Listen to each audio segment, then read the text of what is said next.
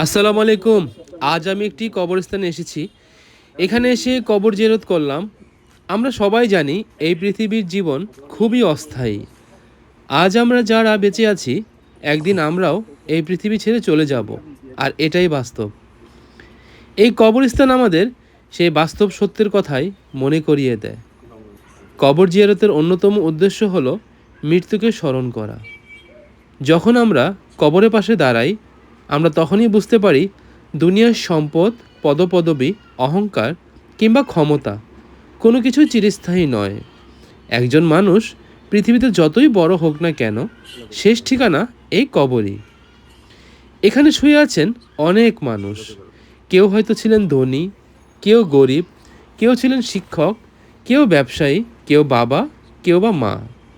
কিন্তু আজ সবাই একই অবস্থায় আছেন। আমরা তাদের সাথে পৃথিবীর কোনো সম্পদ চাইনি, গেছে শুধু তাদের আমল, তাদের ভালো কাজ এবং আল্লাহর রহমত। আমরা অনেক সময় দুনিয়ার ব্যস্ততায় এতটাই মগ্ন হয়ে যাই, মৃত্যুর কথা ভুলে যাই। মনে করি আমাদের হাতে অনেক সময় আছে, কিন্তু মৃত্যু কখন, কোথায় এবং কিভাবে আসবে তা কেউ জানে না। তাই একজন মুসলিম হিসাবে আমাদের উচিত সবসময় ভালো কাজ করার চেষ্টা করা, মানুষের উপকার করা, সত্য কথা বলা এবং আল্লাহর আদেশ মেনে চলা। কবর জিয়ারত করলে হৃদয় নরম হয়, মানুষের মধ্যে বিনয় আসে, নিজের ভুল ত্রুটি নিয়ে ভাবার সুযোগ হয়। আমরা বুঝতে পারি যে দুনিয়ার ঝগড়া, বিবাদ, হিংসা, অহংকার এবং অন্যায় কাজের কোনো মূল্য নেই। কারণ একদিন আমাদের সবাইকে আল্লাহর সামনে উপস্থিত হতে হবে এবং নিজের কাজের জন্য হিসাব দিতে হবে। আজ যারা এই কবরে শায়িত আছেন, তারা এক সময় আমাদের মতোই হাঁটতেন, কথা বলতেন, স্বপ্ন দেখতেন। তাদেরও পরিবার ছিল, প্রিয় মানুষ ছিল, নানা পরিকল্পনা ছিল, কিন্তু সময় শেষ হয়ে গেছে। তাই আমাদের উচিত জীবিত অবস্থায় ভালো কাজের মাধ্যমে নিজের আখিরাতের প্রস্তুতি নেওয়া। আসুন আমরা সবাই এই কবরবাসীদের জন্য দোয়া করি। আল্লাহ তাআলা যেন তাদের কবরকে প্রশস্ত করে দেন, গুনাহ মাফ করে দেন এবং জান্নাতের উচ্চ মর্যাদা দান করেন। যারা আমাদের বাবা মা, আত্মীয় স্বজন, বন্ধু বান্ধব এবং পরিচিত মানুষদের মধ্যে ইন্তেকাল করেছেন, আল্লাহ যেন সবাইকে ক্ষমা করে দেন। আমি নিজের জন্য দোয়া চাই, আল্লাহ যেন আমাদের সবাইকে সঠিক পথে চলার তৌফিক দান করেন, নেক আমল করার তৌফিক দেন এবং ঈমানের সাথে জীবনের শেষ করার সৌভাগ্য দান করেন। এই কবরস্থান থেকে আমরা একটি শিক্ষা নিতে পারি। এই দুনিয়ার জীবন ক্ষণস্থায়ী, কিন্তু আখিরাত চিরস্থায়ী। তাই আসুন আমরা সময় নষ্ট না করে ভালো কাজ করি, নামাজ আদায় করি, মানুষের হক আদায় করি এবং আল্লাহর সন্তুষ্টি অর্জনের চেষ্টা করি। আর আরেকটা কথা, আমি এখানে এসেছিলাম মূলত আমার দুই ভাইয়ের সাথে। ওনাদের বাবা মা অনেক আগেই মারা গিয়েছেন।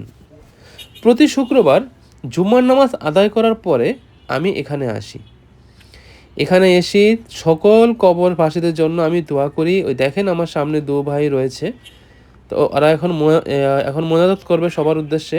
আমারও জিয়ারত করা হয়ে গেছে, এখন সবার জন্য দোয়া করতেছি আমরা।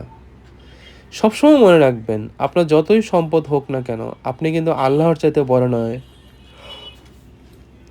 আর একটি কথা হলো, দুনিয়াতে আপনি যত অহংকার করবেন, আখিরাতের ময়দানে আপনার সেটা হিসাব দিতে হবে। সবসময় চেষ্টা করবেন নিরহংকার, নির্ভেজাল থাকতে, কারণ আপনাকে এমুক জায়গায় আসতে হবে। আপনার জন্য অলরেডি আল্লাহ তাআলা সুন্দর একটি পরিকল্পনা করে রেখেছেন।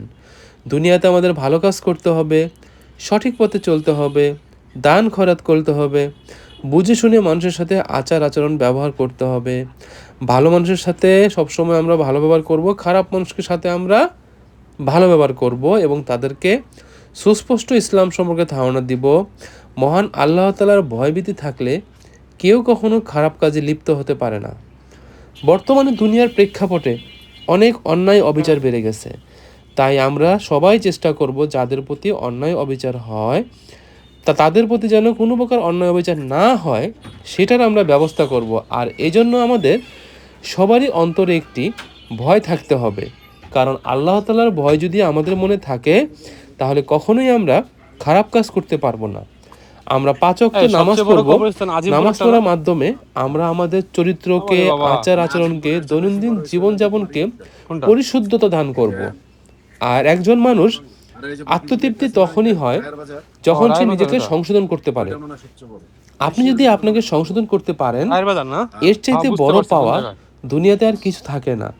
বরঞ্চ আপনি হবেন শ্রেষ্ঠত্ব। আর শ্রেষ্ঠত্ব কখন লাভ করে জানেন? যখন আপনার সামনে একটি সুযোগ রয়েছে খারাপ কাজ করার। যদি আপনি সেই খারাপ কাজটি নিজে না করে এবং অপরকেও বলতেছেন যে এই কাজটি করো না, সবসময় ভাববেন আপনি যেই কাজটি নিজে করেন সেই কাজটি অন্যকে দিয়ে করাবেন, সেটা অবশ্যই ভালো কাজ হতে হবে। আপনি একটি খারাপ কাজ করে অন্যকে কখনোই বলবেন না এই খারাপ কাজটি করবে না, কারণ আপনি নিজেই তো খারাপ কাজটি করছেন। এতে কিন্তু আপনার অনেক শাস্তি হবে। যাই হোক, এখন বিদায়ের বেলায় হয়ে গেছে। আমি এখন কবরস্থান বিদায় নিব, এখন বাসার উদ্দেশ্যে যাব। সবাই ভালো থাকবেন, দোয়া করবেন। আসসালামু আলাইকুম, আল্লাহ হাফেজ।